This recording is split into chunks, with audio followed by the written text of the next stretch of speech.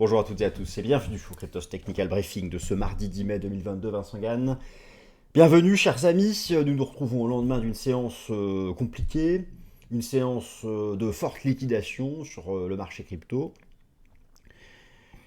Et puis donc ce matin, pour se faire un peu de bien, voici la heatmap crypto selon la capille boursière avec un rebond technique. Alors, bien sûr, tout le monde se pose la question.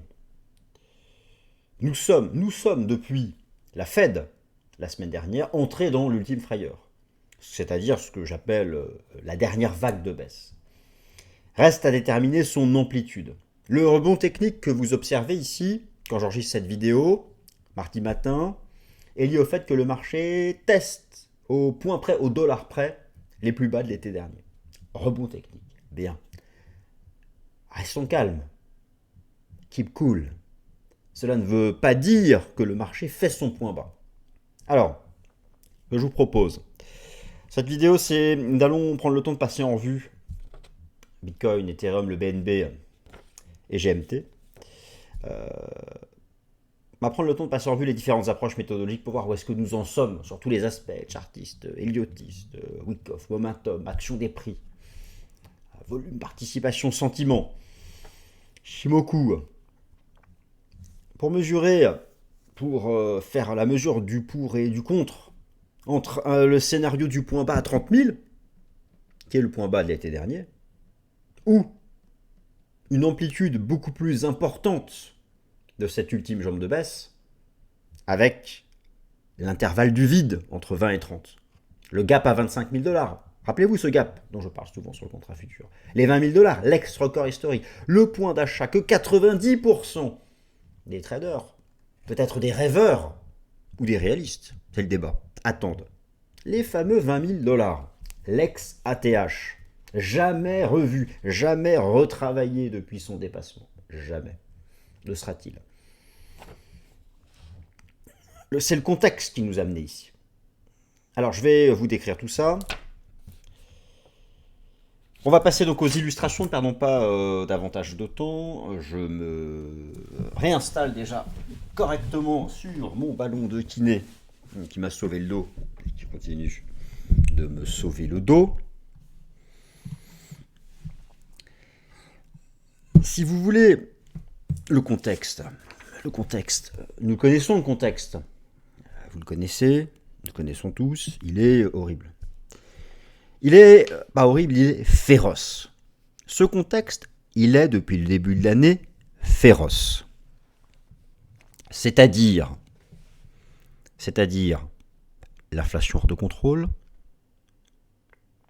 les taux d'intérêt qui remontent, je vais vous montrer les taux d'intérêt réels,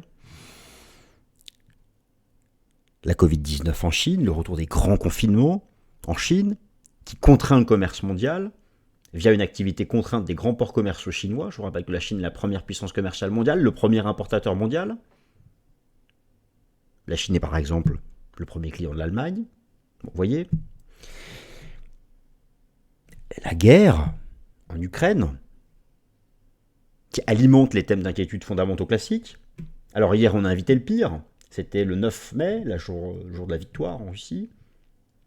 Finalement, le gouvernement russe a plutôt communiqué sur, plutôt pas un apaisement, mais n'a pas envie d'atteindre le degré supérieur. Et ça reste une sorte d'épée de Damoclès permanente. Vous savez, l'épée de Damoclès, elle est tenue par un grain de cheval. Bon. Dans ce contexte-là, moi, je n'ai pas arrêté de m'étonner. Vous allez dire, il s'étonne trop, ce monsieur. Oui, mais je n'ai pas arrêté de m'étonner de la résilience du marché crypto. Et finalement, on lui en a trop demandé. Et avec la Fed la semaine dernière, avec un marché qui anticipe maintenant presque 3 hausses de taux d'un coup en juin prochain, eh bien, il a fini par céder. Alors, sous vos yeux, pour nous faire du bien à tous, la heatmap crypto de ce jour, oui, elle est belle. Chaque quadrilatère représente la taille de la capitalisation boursière et la performance, la variation journalière. Mais soyons réalistes, nous avons au-dessus de la tête la variation sur une semaine, rouge pour tout le monde, la variation sur un mois, encore plus rouge pour tout le monde, et year to date, la variation depuis le début de l'année, le bain de sang. Bon, très bien. Donc, un peu de pommade, ça fait du bien. D'ailleurs, au passage, je vous rappelle, parenthèse, notre grille-pain pour tous les services que propose l'équipe Cryptost en lien avec les fondamentaux du marché des crypto-monnaies. Vous avez le lien dans la description. Voici ce qu'il vous propose. N'hésitez pas à aller regarder ça de plus près. Revenons donc à nos moutons. C'est du vert ce matin. Alors, pourquoi? Déjà, première chose, le contexte. Le décrochage d'hier est, comme la semaine dernière, lié au marché action. La corrélation actuelle entre le Nasdaq et le marché crypto n'a jamais été aussi forte. Elle est vraiment dans le haut du tableau. Je vous montre ça en temps réel. Vous avez le Nasdaq 100 sous les yeux. Je vais aller chercher le coefficient de corrélation linéaire et on va lui mettre du BTC USD. Voilà. Vous avez ici le coefficient de corrélation linéaire. C'est toujours compris entre moins 1 et 1. Quand ça tend vers 1, c'est de la corrélation positive. Observez la valeur actuelle du coefficient de corrélation linéaire. Bref, le comportement du cours du marché crypto est lié au comportement des indices boursiers américains. Ces indices boursiers poursuivent leur chute. Cette épaule tête épaule du S&P 500, vous la connaissez, nous en parlons chaque mardi.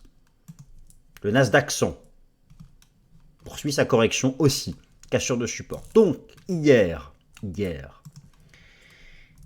le décrochage du marché crypto est lié au comportement des indices boursiers. Le rebond technique, quand j'enregistre cette vidéo, ce mardi matin, du marché crypto, est lié au rebond technique en cours sur les contrats futurs US. Donc, prudence. Tout se joue à Wall Street. Tout. Il est trop tôt pour dire si le point bas est fait. Beaucoup trop tôt. Mais examinons les choses plus en détail sur le Bitcoin. C'est parti. Alors déjà, quelque chose de simple, logique. Le chartisme. Le rebond en cours. Vous avez sous les yeux la représentation graphique du Bitcoin Index, All History Index en bougie japonaise journalière. Voilà. La bougie d'aujourd'hui en cours, la bougie de l'été dernier. L'été dernier, on avait fait une pattern, d'ailleurs de type Wyckoff. Et observez bien l'été dernier, une bougie de rebond technique avec clôture quasiment tout en haut, avalement haussier, c'est reparti. Nous ne savons pas quelle sera la forme de la bougie ce soir, c'est primordial. Alors oui, là je regarde la bougie d'aujourd'hui. Il y a quelque chose de similaire, mais c'est quand même très différent. À l'époque, c'était un avalement haussier. Là, ça ne l'est pas. Il faudrait au moins clôturer à 33 000 pour espérer quelque chose. Déjà, nous aurons une première information avec la clôture de la bougie de ce soir. Maintenant, regardons différentes approches. Ah oui, j'ai tellement de choses à vous montrer que je suis un peu brouillon ce matin, mais bon, j'oublie des choses que j'ai préparées. Une des raisons du décrochage du marché action, les taux d'intérêt réels. Les taux d'intérêt réels sont les taux d'intérêt nominaux duquel on retranche l'inflation. Ils repassent positifs. Ici, vous avez 1er mars 2020, toute la période du Covid. La hausse des cryptos et des marchés actions pendant la période du Covid était liée au taux d'intérêt réel négatif. Mais oui, c'est-à-dire que taux d'intérêt négatif, le marché du crédit rémunère négativement, donc tout allait vers les actifs risqués. Eh bien, avec la remontée des taux d'intérêt actuels liés à la restriction monétaire des banques centrales, les taux d'intérêt réels repassent positifs, observés aux États-Unis ici à moyen long terme, et ça prend une pente verticale. Ça, c'est une raison principale. C'est la source principale du marché action US sous pression. Alors, nous revoilà tout en bas. Nous revoilà sur les plus bas d'été dernier. Prenons un peu de recul, commençons par le graphique moyen long terme du cours du Bitcoin. Vous avez sous les yeux les bougies japonaises en données mensuelles du Bitcoin All-Time History Index. Il est tout à fait et en échelle logarithmique. Nous sommes toujours dans cette phase de consolidation. En 3 temps. Nous y sommes toujours. Le marché est face à l'alternative depuis plusieurs mois. entre une version classique du flat, vous avez la structure corrective ici de type héliotiste, le mouvement les traits abaissés. Nous sommes revenus à la case départ de l'été, ce qui correspond à un flat classique. Mais il s'expose aussi à la version étendue, surtout si la vague B a dépassé le sommet de la A. Et effectivement, lorsqu'on regarde en détail, à l'époque, la vague B avait dépassé marginalement le sommet de la A. De quelle amplitude? Je prends pour ça les extensions de Fibo. J'attrape la vague A et je projette. Et donc, j'ai une vague B qui est représentée 1,1, la vague A. Très bien. Maintenant, dans cette version étendue, de flat étendue, la C aussi sera étendue. Je vais projeter 1,1 de la vague A à l'amplitude de la C, voir ce que cela nous donne. Je vais prendre la A, je vais projeter, et eh bien nous y sommes. La vague C, là, si elle s'arrête maintenant, fait 1,1 fois la A. Alors après, l'extension, ça dépend comment on la travaille. On peut travailler la C par rapport à la B ou la par rapport à la A. Si je devais travailler la C par rapport à la B, je prends l'extension totale, j'espère que je ne vous ai pas perdu, de la vague B au sommet de la B. Et ça me donne une extension de la C à 25 000 $. Et 25 000 $, rappelez-vous ce que c'est. C'est le gap sur le contrat futur. Ce qui est certain, nous sommes dans l'ultime frayeur. Nous y sommes, ça y est. Reste à déterminer son amplitude. Il y a 3 écoles. L'école la plus pessimiste, mais surtout l'école la plus frustrée. Celle qui, depuis un an, attend les 20 000 $. Ça, c'est l'école la plus pessimiste. Mais en même temps, ce sont les dieux de la patience. L'école intermédiaire, vers laquelle j'ai tendance à me tourner, est celle des 25 000, qui est une extension classique du flat en ABC, et le gap du contrat futur à 25 000. Et enfin, l'école la plus positive, optimiste, c'est celle du point bas aujourd'hui, correspondant au point bas de l'été dernier, et correspondant à une vague C égale à 1,1 fois la A, comme la B était égale à 1,1 coefficient multiplié par l'amplitude de la A, pour obtenir ce point haut. Bon, ça c'est l'approche héliotiste. Maintenant, la structure Wyckoff, je vous la rappelle, elle est là. Attention, on travaille Wyckoff en cours de clôture. Alors, c'était classique l'été dernier. Nous pourrions effectivement avoir aussi, donc le Saline Climax, c'était en janvier. Nous pourrions, alors ici ce sont les automatiques rallye, le piège technique, et là, ça peut correspondre au Spring, tout à fait, cela peut. Attention, on travaille le cours de clôture. Le cours de clôture est ici, les cours de clôture sont là, ici le cours de clôture est là, hein, c'est la partie basse de la bougie japonaise. Là, effectivement, nous sommes sur ce type de scénario. C'est une possibilité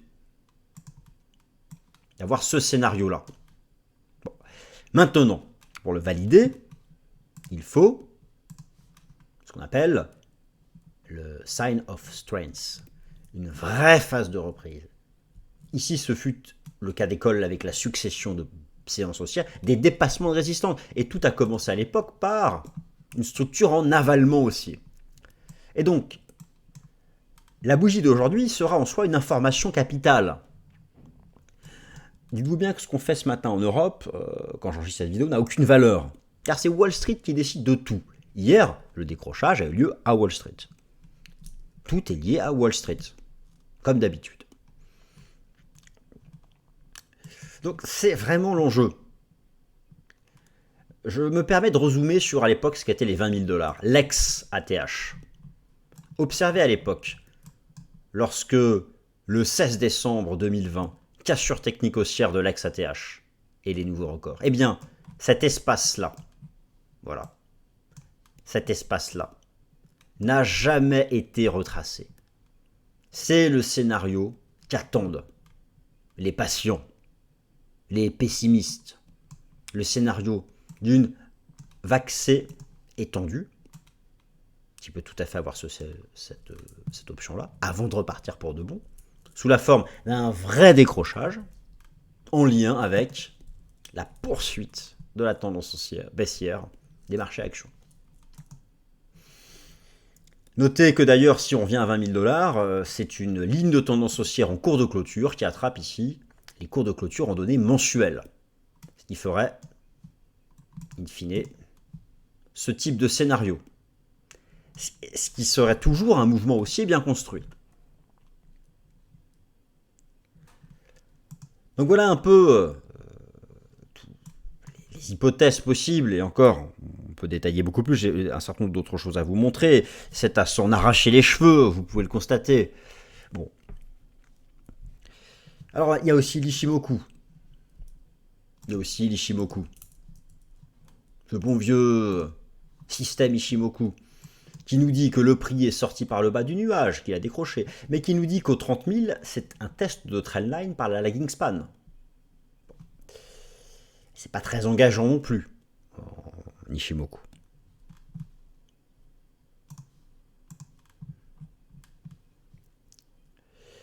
Alors, oui, autre élément intéressant que je souhaite vous montrer, le ratio Gold-BTC. Il est sous résistance. Ce niveau-là correspondait à l'époque à un point bas du Bitcoin sur le ratio XAU BTC USD. Avec une pattern, un gap baissier sur ce là. Là, on a une façon d'y être différente. Là aussi, imaginez ce soir un avalement baissier sur cette bougie sur le ratio, c'est le point bas du BTC. Ça va être passionnant parce qu'il y a cet arbitrage. Donc, ça va dans le sens des 30 000, cette résistance. Si elle est dépassée, ça va être compliqué. Il y a tout de même une forme de résilience, on le voit ce matin en session européenne. J'ai même moi cru d'ailleurs que dès lundi, le niveau des 30K cédait. Bon, finalement, il a tenu. Pour le moment.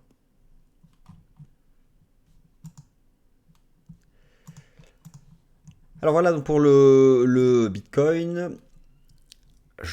Permettez-moi de reprendre un peu mes fiches parce que bon, il y a un certain nombre de choses que j'avais préparées. Alors bon, allez, pardon, sans transition, passons à l'ETH.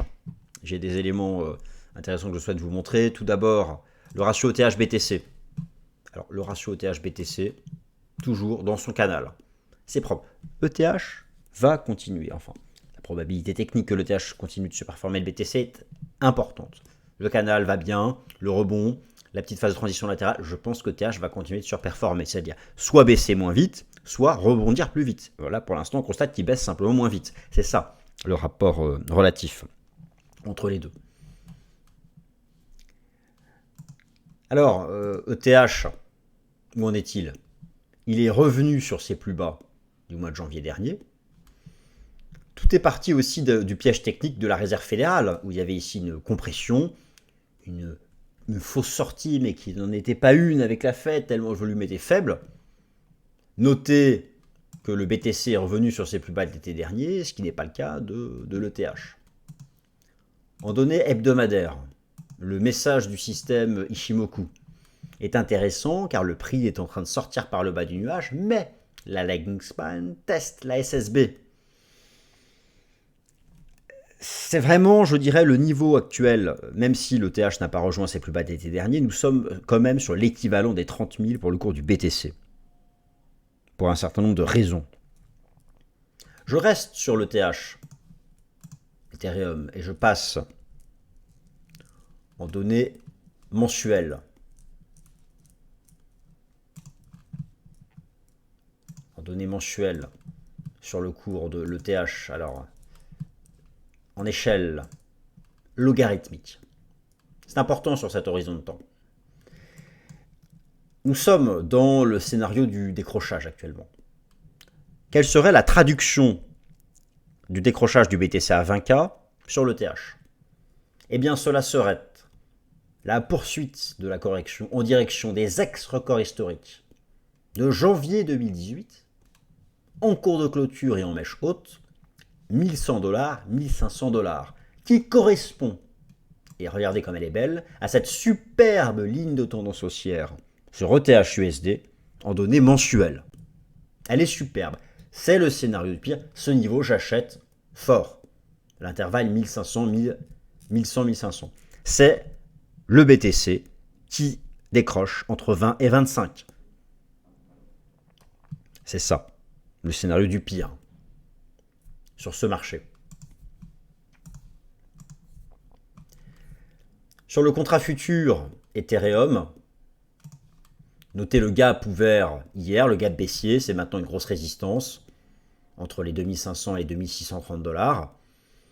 Là aussi, nous attendons toutes et tous la forme finale qu'aura ce soir la bougie japonaise du BTC et de l'ETH pour pouvoir comparer la situation avec l'été dernier.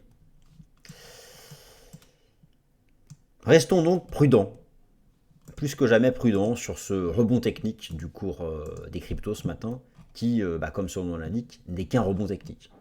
En lien avec ce que font en session européenne les indices boursiers américains, mais seul le comportement de Wall Street comptera.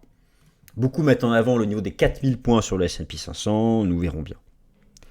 Alors, pour le BNB, pour les autres cryptos, on peut voir un certain nombre de halts qui rebondissent sur des seuils importants ou qui ont pu les tenir. Le BNB n'a pas échappé, lui aussi, à la cassure d'un seuil majeur. Alors attendez, voilà, je vous retrouve mon BNB en échelle classique. Le BNB n'a pas échappé à la cassure de cette première trendline qui soutenait le marché depuis le début de l'année, avec le décrochage de la session d'hier. Prenons un peu de hauteur, un peu de recul, en données hebdomadaires, en échelle logarithmique. La situation, je la trouve plus complexe sur le BNB. Les enseignements du système Ishimoku, notez que le marché, s'il ne se reprend pas avec vigueur d'ici la fin de semaine, brisera la SSB, énorme support à 370 $, et une lightning span qui bascule aussi en dessous. Reste son test de la trendline, les fameux 290 $, qui sont le point bas d'hier. Le point commun entre BTC, ETH et BNB, c'est que tous ont testé l'équivalent de ces 30 000 $, qui ne sont pas pour tous le plus bas de l'été dernier, mais qui en sont quand même la traduction. Car globalement, les halts là ont eu un meilleur comportement que le BTC, d'un point de vue relatif. Le BTC suivra exactement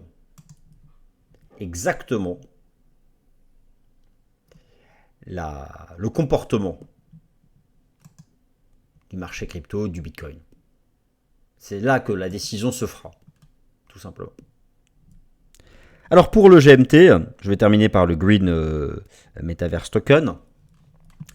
L'horizon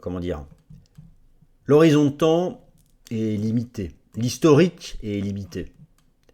Mais tout de même, des choses intéressantes qui accompagnent et qui vont dans le sens de ce que serait ce solide support des 30 000 du BTC. Tout d'abord, j'examine le marché en le représentant à l'aide des bougies japonaises en données 4 heures. L'historique, sinon, n'est pas assez percutant. Je reste en échelle classique. Tentative de stabilisation au contact d'un ratio de retracement, les 61,8 de tout l'espace de cotation. Le marché essaye de faire quelque chose. Il y a une divergence haussière potentielle entre le prix et le momentum, représenté ici par l'indicateur technique RSI, en zone extrême, sous 30, c'est ce qu'indique le créateur du RSI, qui n'est pas sans rappeler l'équivalent opposé, la version miroir. Ici, à l'époque, divergence baissière en zone extrême au-dessus de 70, le signal étant donné donc par la cassure du creux ou du sommet, le plus saillant intermédiaire. À l'époque, ici, cette divergence baissière standard fut l'annonce au moins d'une phase de trading range, avant de repartir en tendance haussière. Je trouve qu'elle est belle et qu'elle annonce au moins une tentative de stabilisation. Donc je comprends la réaction du marché sur ce niveau des 1,70 $. Maintenant, est-ce que nous allons avoir un renversement haussier ou une phase de trading range? Pour le moment, c'est beaucoup trop tôt pour se prononcer. Mais ce niveau des 1,70 $ représente quelque chose sur le plan technique. Ça ne représente rien au niveau d'un chiffre rond, c'est un prix, mais il a une implication technique. Et il y a un certain nombre de jetons de halt qui sont sur des niveaux de ce type avec des signaux techniques de cette nature qui vont dans le sens des 30 000 du BTC. Mais moi, permettez-moi de rester quand même extrêmement prudent, eu égard au contexte féroce et au comportement des marchés actions. D'ailleurs, c'est vraiment la décision qui sera prise à Wall Street qui fera la réponse pour le marché crypto, eu égard à la corrélation positive actuellement qui tend vers son maximum entre le Nasdaq et le S&P 500 d'une part, et Bitcoin, Ethereum d'autre part.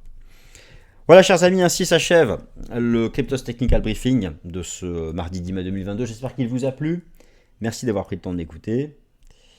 Et puis, bonne semaine à toutes et à tous. Et à la semaine prochaine. Merci.